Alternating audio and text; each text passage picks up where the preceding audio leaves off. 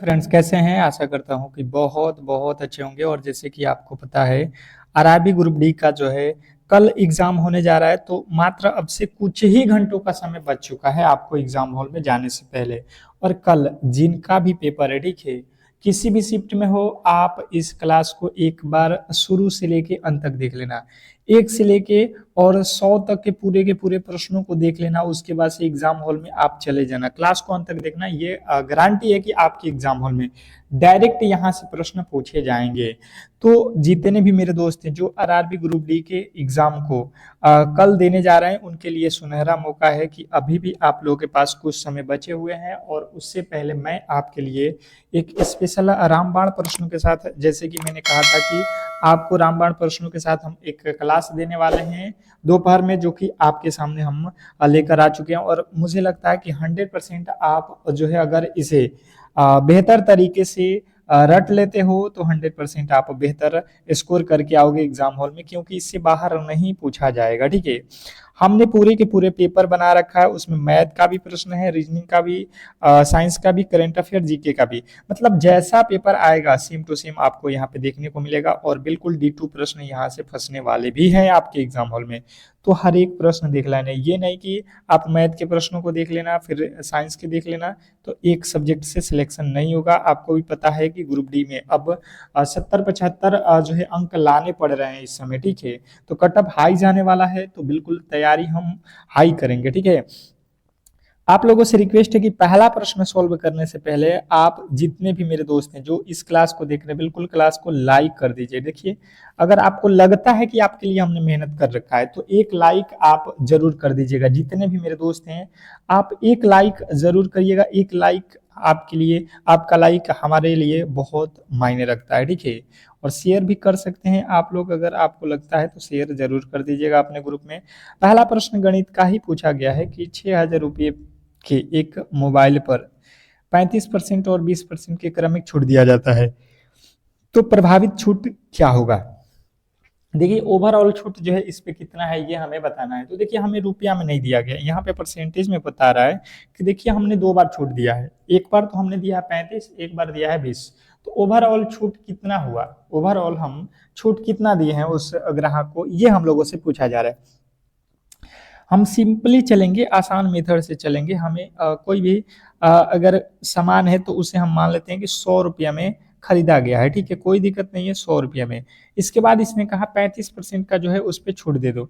तो जो 100 रुपया का सामान है उस पर 35 रुपये का छूट अगर हम दे देते हैं, 35 रुपये का, तो ये हो जाएगा हमारा कितने का, कितने का हो जाएगा, तो ये हो जाएगा हमारा कितने का हो जाएगा, 65 का। बच जाएगा 65 का ही। अगर आप 35 रुपए का छूट दिए हो तो बच जाएगा कितना, 65। फिर आप बोले कि भाई साहब अभी भी वो खरीद नहीं रहा है, तो आप कहे कि 20% और छूट देते हैं, अर्थात 65 का आपको 20% निकालना पड़ेगा। ये डायरेक्ट नहीं घटा सकते हो आप। तो ये 100 का सामान है और इस पे छूट दोगे 20% का, अर्थात 80। ये 4×5 = 20 और ये 5, ये 13×5 = 65, 13×4 हो जाएगा 52, अर्थात आप देख लो 52। मेरे पास वस्तु का दाम 100 रुपया था, अभी कितना रुपया में हम बेच रहे हैं उससे, 52 रुपये में। तो ओवरऑल पूछा है कि हम कितने परसेंट का छूट दिए हैं, तो 100 में से 52 घटा दो, कितने परसेंट हम ओवरऑल छूट दिए हैं, तो 48% जो है हम ग्राहक को छूट दिए हैं। ऑप्शन नंबर ए जो है हमारा बिल्कुल सही उत्तर है। नेक्स्ट प्रश्न की ओर चलेंगे और अगला प्रश्न आपके सामने है, क्वेश्चन नंबर 2। पानीपत का तीसरा युद्ध किन 2 शक्तियों के बीच लड़ा गया था।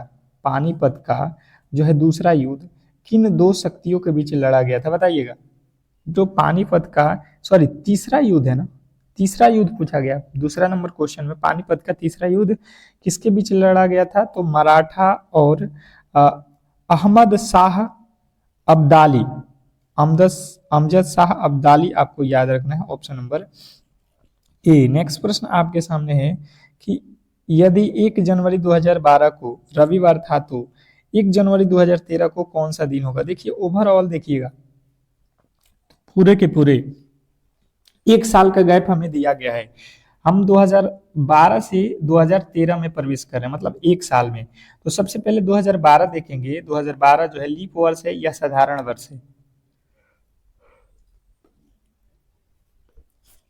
तो यहाँ पे 2012 में 4 से भाग देंगे, अगर लग जाता है, बिल्कुल लग गया, तो ये लीप वर्ष है।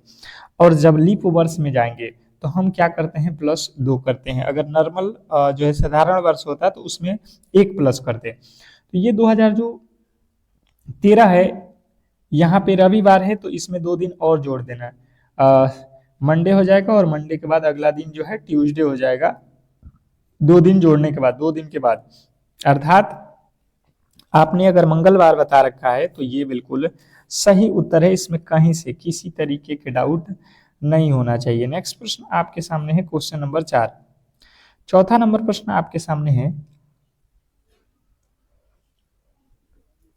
ब्रह्मा समाज की स्थापना का श्रेय किस समाज सुधारक को दिया जाता है?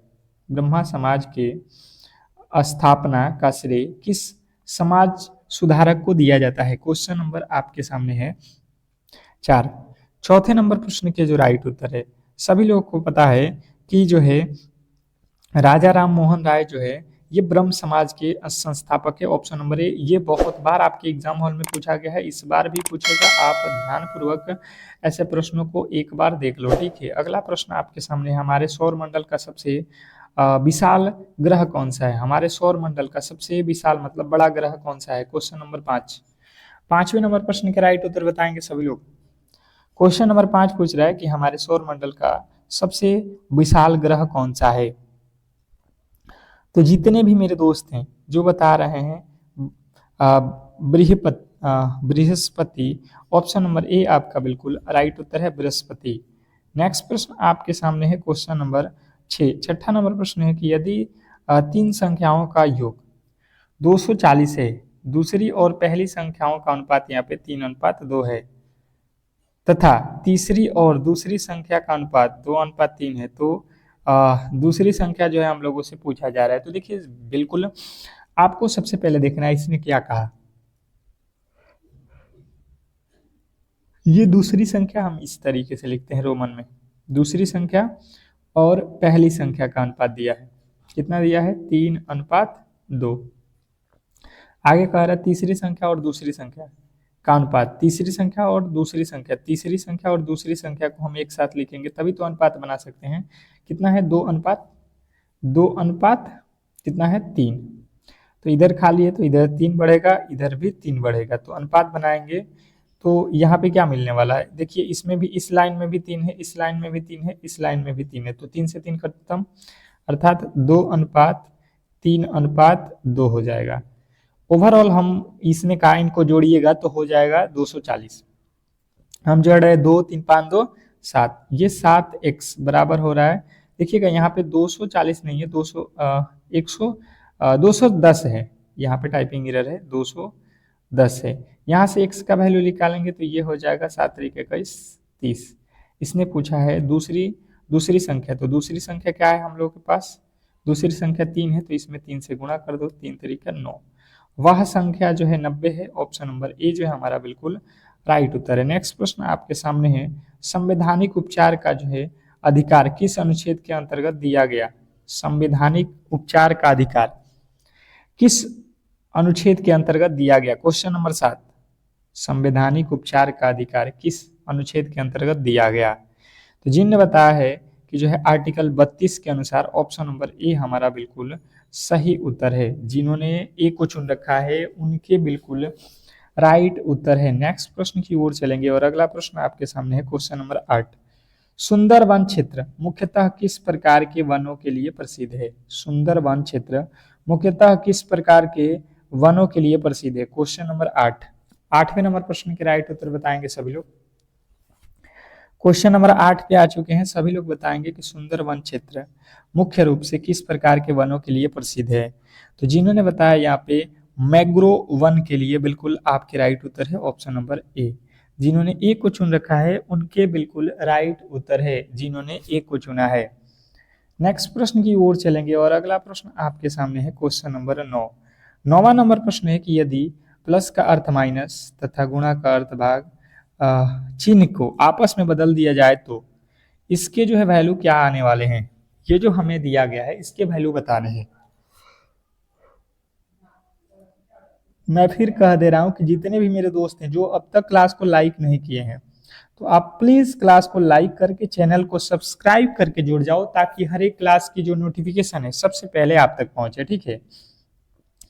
अब देखिए यहाँ पे हो गया 26, प्लस का अर्थ है माइनस, यहाँ पे लिखा है प्लस को माइनस लिखना है तो हमने माइनस रख दिया। फिर माइनस को क्या रखना है, प्लस और माइनस को आपस में चेंज करना है, अर्थात जहाँ पे माइनस है वहाँ पे प्लस करना है, जहाँ पे गुणा है और भाग उसको आपस में चेंज करना है। तो यहाँ पे भागा 10 हो जाएगा और गुणा हो जाएगा 5, भागे की जगह पे गुणा, गुणा की जगह पे भाग। ये हो जाएगा 26 में से हम 8 घटा देते हैं तो ये हो जाएगा 18, प्लस यहाँ पे देखिए ये 4 भागे 10 गुणे 5, ये 5 दूना का 10 2, ये कितना हो जाएगा 18 2 20, 20 हो जाएगा। यहाँ पे टाइपिंग भाई साहब एरर वाले जो है यहाँ पे काम खराब कर दिए हैं, ऐसा कोई नहीं, दिक्कत नहीं है, हम लोग यहाँ पे सुधार लेंगे। नेक्स्ट प्रश्न आपके सामने है, भारत पहुंचने वाला पहला जो है पुर्तगाली नाविक कौन था। क्वेश्चन नंबर 10 कह रहा है कि भारत पहुंचने वाला पहला पुर्तगाली कौन था। क्वेश्चन नंबर 10, 10वें नंबर प्रश्न के राइट उत्तर बताएंगे सभी लोग। क्वेश्चन नंबर 10, भारत पहुंचने वाला पहला पुर्तगाली जो है वास्को डी गामा था, ऑप्शन नंबर ए। नेक्स्ट प्रश्न आपके सामने है कि जो है राज्य पुनर्गठन आयोग का जो है गठन किस वर्ष किया गया था। राज्य पुनर्गठन आयोग का गठन किस वर्ष किया गया। क्वेश्चन नंबर जो है क्वेश्चन नंबर 11, राज्य पुनर्गठन आयोग का जो गठन है 1953 में किया गया है, ऑप्शन नंबर ए जो है हमारा बिल्कुल सही उत्तर है। जितने भी मेरे दोस्त जिन्होंने ए को चुन रखा है उनके बिल्कुल राइट उत्तर है। नेक्स्ट प्रश्न आपके सामने है, देखिएगा गणित का प्रश्न है कि 9000 की राशि पर 10% वार्षिक ब्याज की दर से 2 वर्षों का मिश्र धन कितना होगा।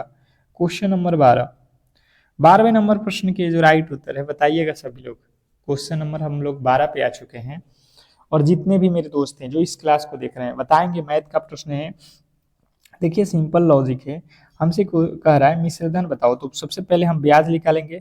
ब्याज ब्याज बराबर होता है क्या चीज, मूलधन, मूलधन गुणे समय गुणे दर और बटे में होते हैं 100। ये 2 जीरो से ये 2 जीरो कट जाएगा, ठीक है।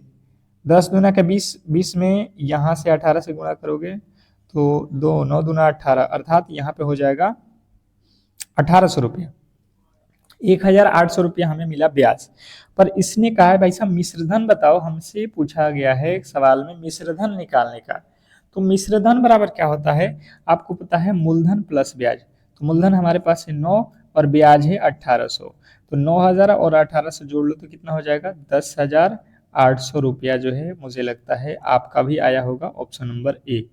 अगर आपने ऑप्शन नंबर ए को चुन रखा है तो बिल्कुल 100% सही उत्तर है, इसमें कहीं से किसी तरीके के डाउट नहीं होना चाहिए। बहुत बेहतरीन प्रश्न था, आशा करता हूं कि आप ऐसे प्रश्नों में गलती नहीं करने वाले हैं। नेक्स्ट प्रश्न आपके सामने है, कह रहा है कि जो है भारतीय संविधान के जनक के रूप में किसे जाना जाता है। भारतीय संविधान के जनक के रूप में किसे जाना जाता है। क्वेश्चन नंबर 13, क्वेश्चन नंबर 13 पे आ चुके हैं और जितने भी मेरे दोस्त हैं जो इस क्लास को देख रहे हैं बताएंगे फटाफट से कि भारतीय संविधान के जनक के रूप में किसे जाना जाता है। तो भारतीय संविधान के जनक के रूप में सभी लोगों को पता है कि डॉक्टर भीमराव अंबेडकर को जो है कहा जाता जाना जाता है। ऑप्शन नंबर ए जो है हमारा यहाँ पे बिल्कुल राइट उत्तर है। नेक्स्ट प्रश्न की ओर चलेंगे और अगला प्रश्न आपके सामान्य है सामने है, सामान्यतः लीप वर्ष कितने वर्षों के अंतराल पर आते हैं। मैंने अभी लीप वर्ष बताए थे आप लोगों को, मुझे लगता है कि आप क्लियर समझ गए होंगे।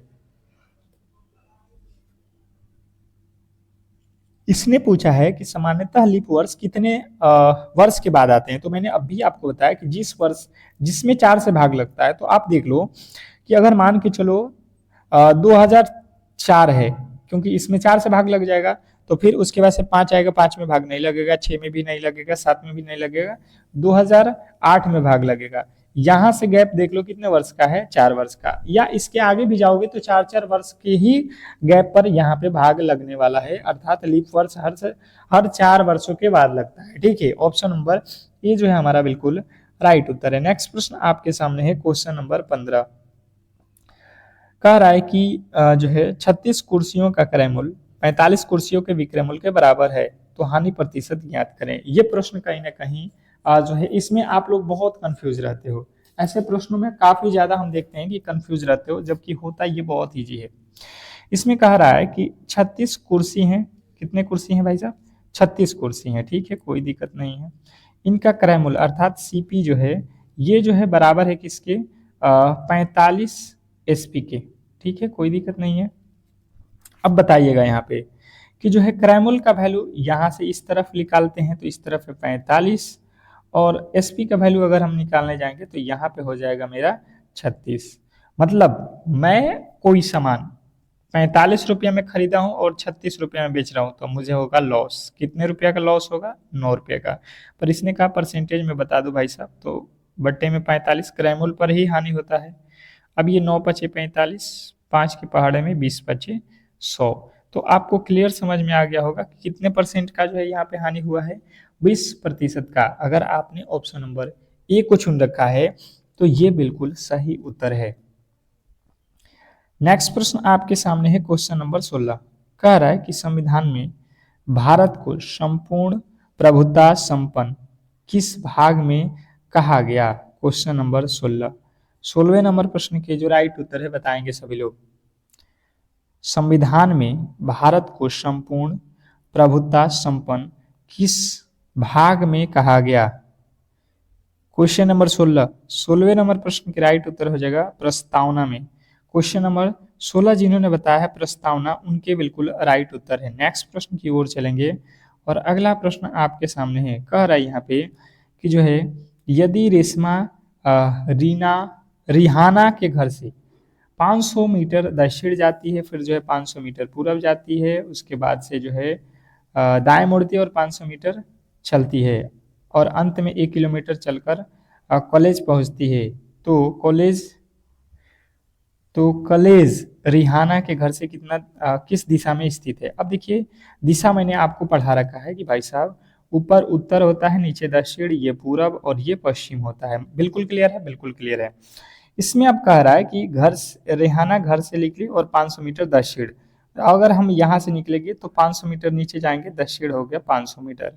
फिर कह रहा है कि फिर से जो है वह 500 मीटर पूरब जाती है, पूरब अर्थात इधर जाएगी तो पूरब हो जाएगा 500 मीटर। फिर उसने कहा बाद में जो है वह दायां मुड़ती है, दाहिना साइड, अर्थात नीचे की तरफ जाएगी 500 मीटर। कोई दिक्कत नहीं है। और अंत में जो है 1 किलोमीटर कॉलेज तक पहुंच जाती है, और अंत में 1 किलोमीटर चलकर कॉलेज पहुंच जाती है। तो कॉलेज रेहाना के घर से किस दिशा में है? कौन सा दिशा है ये हम लोगों से पूछा जा रहा है। देखिए इसको थोड़ा सा हम ऊपर कर लेते हैं। मान लेते हैं यहाँ से हम स्टार्ट किए थे, इधर आएंगे 500 मीटर, फिर यहाँ से हम पूरब जाएंगे 500 मीटर। फिर इसने कहा है कि जो है आप क्या करो कि इसके बाद आप दाहिने मुड़ो, दाहिना साइड मुड़ोगे इधर नीचे की तरफ, और 500 मीटर और चले जाओगे, और अंत में 1 किलोमीटर चलकर कॉलेज पहुंचती है। अंत में 1 किलोमीटर अर्थात इसी के आगे 1 किलोमीटर चलेगी, और अंत में जो है वो कॉलेज यहाँ पे पहुंच जाएगी। तो घर से उसका दिशा कौन सा आ रहा है ये हमें बताना है। यहाँ पे घर है, यहाँ से अगर दिशा देखोगे तो ये कौन सा दिशा बनेगा? आप देख लो, दक्षिण दक्षिण पूरब, दक्षिण पूरब। बिल्कुल हमारा राइट उत्तर ऑप्शन नंबर बी। अगर आपने ऑप्शन नंबर बी को चुन रखा था तो ये बिल्कुल राइट उत्तर था। नेक्स्ट प्रश्न आपके सामने है, हड़प्पा सभ्यता के लोगों को किस धातु का ज्ञान नहीं था?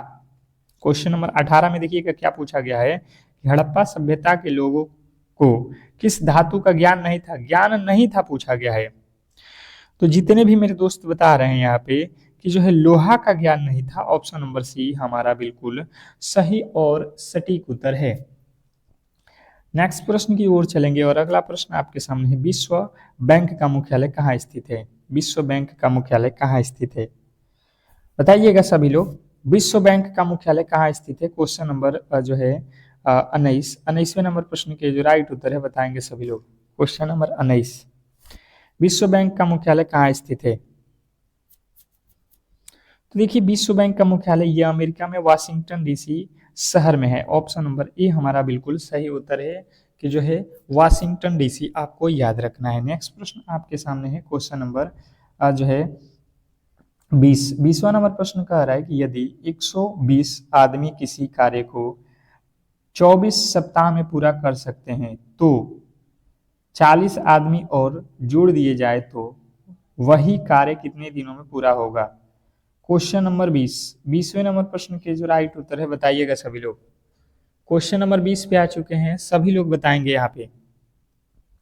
देखिए सबसे पहले हम देखेंगे 120 लोग हैं और कार्य जो है 24 दिनों में हो रहा है, कोई दिक्कत नहीं है, ठीक है।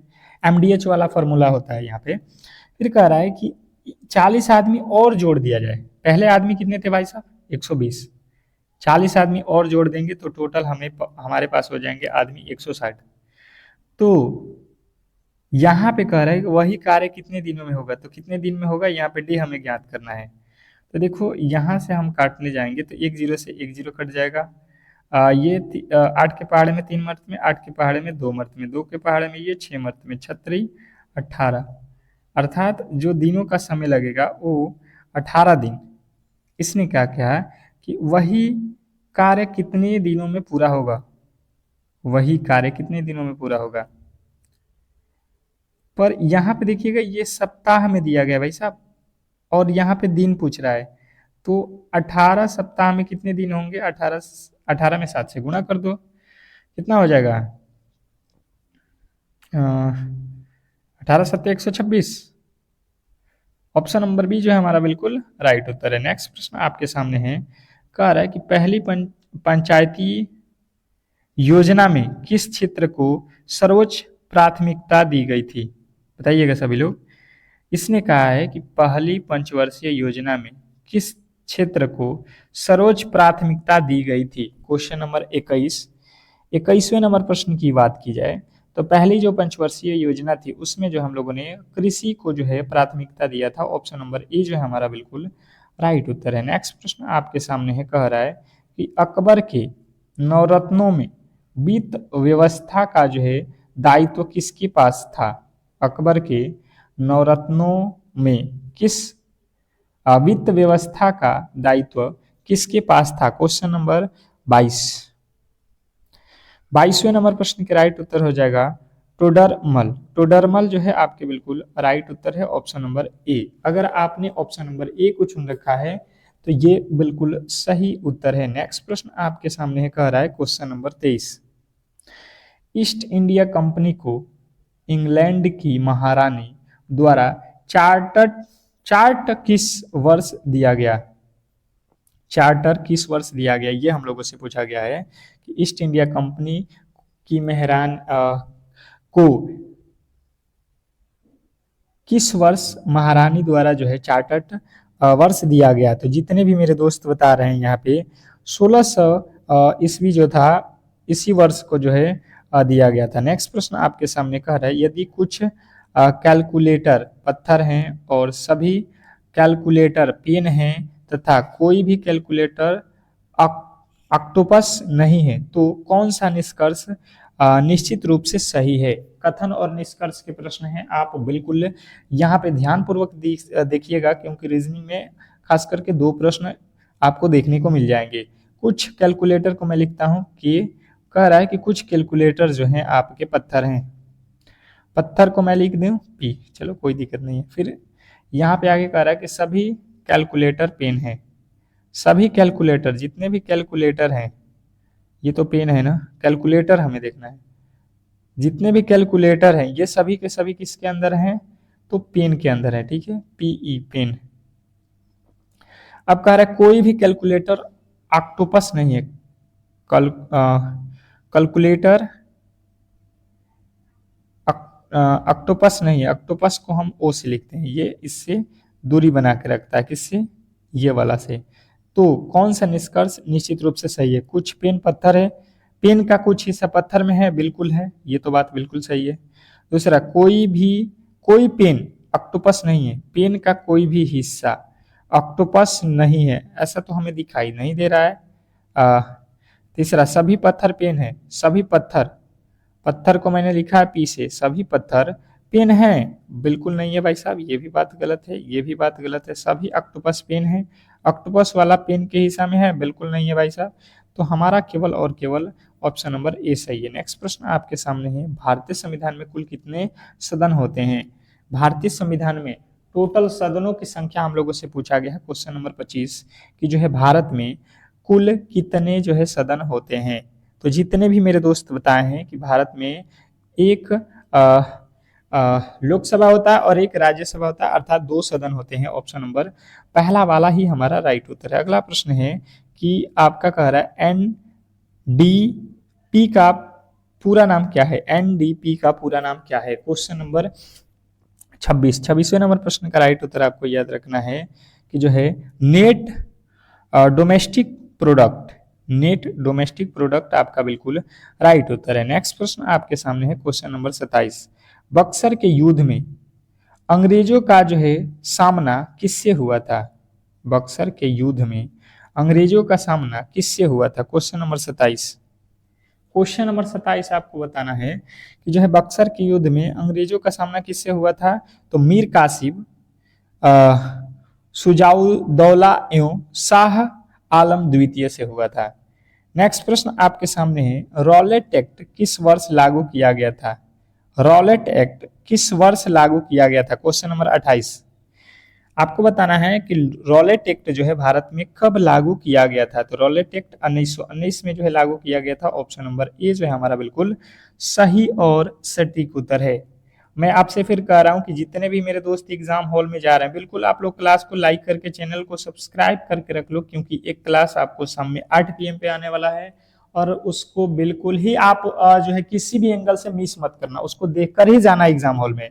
और कल सुबह के 4 AM पे आप समझ सकते हैं एग्जाम हॉल में जाने से पहले एक स्पेशल जो है रामबाण क्लास देख लेना। 100% जो है रियल पेपर के साथ सुबह के 4 AM पे हम आएंगे और आप उस क्लास को देखकर एग्जाम हॉल में जाना, ठीक है? आप वेट कर लेना, आप चैनल को सब्सक्राइब करके रखोगे तो नोटिफिकेशन तो आ ही जाएगा। सुबह के 4 AM वाली क्लास किसी भी एंगल से मिस मत करना, ठीक है?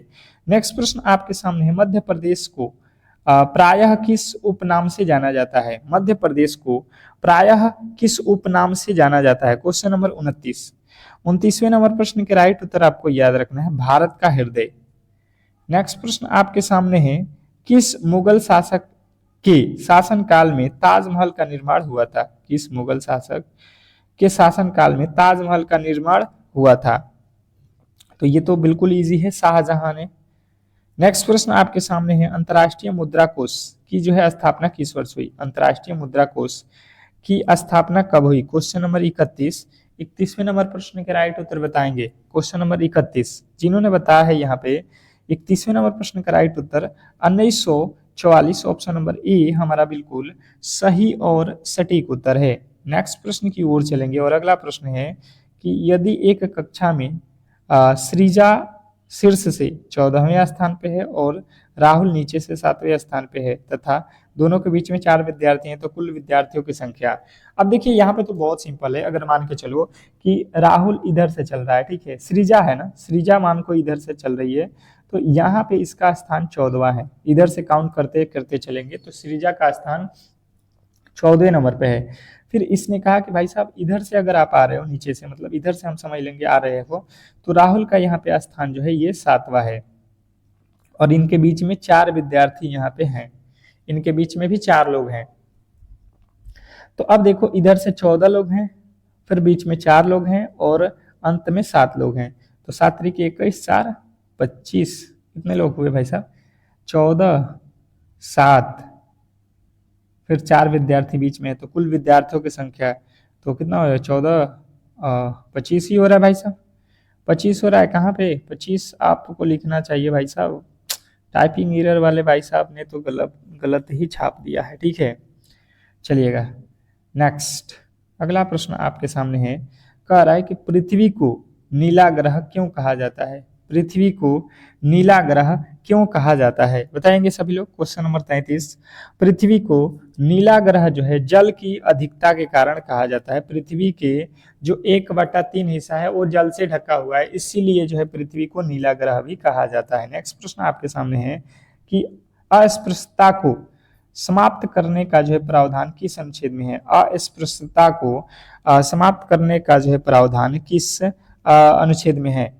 क्वेश्चन नंबर 34, 34वें नंबर प्रश्न का राइट उत्तर हो जाएगा कि जो है अनुच्छेद जो है 17 में। नेक्स्ट प्रश्न आपके सामने कह रहा है कि 1857 के विद्रोह की चिंतागारी किस घटना से भड़की थी? 1857 की क्रांति जो है विद्रोह की चिंगारी किस घटना से भड़की थी? क्वेश्चन नंबर 35, 35वें नंबर प्रश्न के जो राइट उत्तर है आपको याद रखना है चर्बी वाले जो है कारास्तूत से। नेक्स्ट प्रश्न आपके सामने है क्वेश्चन नंबर 36, भारत के राष्ट्रपति का जो है निर्वाचन किसके द्वारा किया जाता है? भारत के राष्ट्रपति का निर्वाचन किसके द्वारा किया जाता है? क्वेश्चन नंबर 36, 36वें नंबर प्रश्न का राइट उत्तर हो जाएगा निर्वाचन मंडल के द्वारा। ऑप्शन नंबर ए जो है हमारा बिल्कुल सही उत्तर है। नेक्स्ट प्रश्न आपके सामने कह रहा है कि पंचायती राज व्यवस्था को संवैधानिक दर्जा किस संविधान संशोधन से मिला? पंचायती राज व्यवस्था को संवैधानिक दर्जा किस संशोधन से मिला? क्वेश्चन नंबर 37, 37वें नंबर प्रश्न का राइट उत्तर हो जाएगा आपका 73वां संविधान संशोधन। ऑप्शन नंबर ए जो है हमारा बिल्कुल सही उत्तर है। नेक्स्ट प्रश्न की ओर चलेंगे। कह रहा है कि लू किस प्रकार का जो है प्राकृतिक घटना है? लू किस प्रकार की प्राकृतिक घटना है? क्वेश्चन नंबर आपके सामने 38वें नंबर प्रश्न का राइट उत्तर हो जाएगा गर्म एवं शुष्क हवा है। गर्म एवं शुष्क हवा है। नेक्स्ट प्रश्न आपके सामने है क्वेश्चन नंबर 39वां नंबर प्रश्न कह रहा है यूपीएससी का पूर्ण रूप क्या है? यूपीएससी का पूर्ण रूप क्या है? बताइएगा। क्वेश्चन नंबर 39, यूपीएससी का पूर्ण रूप क्या है? तो जिन्होंने बताया है यूनियन पब्लिक सर्विस कमीशन, बिल्कुल आपके राइट उत्तर है यूनियन पब्लिक सर्विस कमीशन। जिन्होंने बताया है ऑप्शन नंबर ए उनके बिल्कुल राइट उत्तर है। तो इस तरीके से जो है हम आज के क्लास के अंतिम क्वेश्चन पे आ चुके हैं। देखिए कह रहा है कि निम्नलिखित में से किस स्थान को सिंधु सभ्यता का जो है प्रमुख नगर माना जाता है? सिंधु सभ्यता के प्रमुख नगर जो है किस स्थान को माना जाता है? बताइएगा। तो हड़प्पा जो है आपको याद रखना है, हड़प्पा ऑप्शन नंबर ए। तो आज की क्लास यहीं पे समाप्त होती है और हम आपसे रिक्वेस्ट करेंगे कि अगर आपने चैनल को सब्सक्राइब नहीं किया है तो कर लीजिए और बेल आइकन दबा दीजिए, क्योंकि शाम में 8 PM पे एक स्पेशल क्लास आपके लिए प्रोवाइड होगा और सुबह के 4 AM पे वाली क्लास तो किसी भी एंगल से, जिनका भी पेपर कल है 3 अगस्त वाले, किसी भी एंगल से छोड़ना मत। उस क्लास को 100% आपको प्रश्न वहां से मिलने वाला है, तो उस क्लास को देखकर ही जाइएगा। सुबह के 4 AM पे क्लास आपको प्रोवाइड होगा। तो जितने भी मेरे दोस्त हैं अब भी जो है क्लास को लाइक करके चैनल को सब्सक्राइब करके रख लो। मिलते हैं हम लोग सुबह वाली क्लास में, शाम वाली क्लास में। तब तक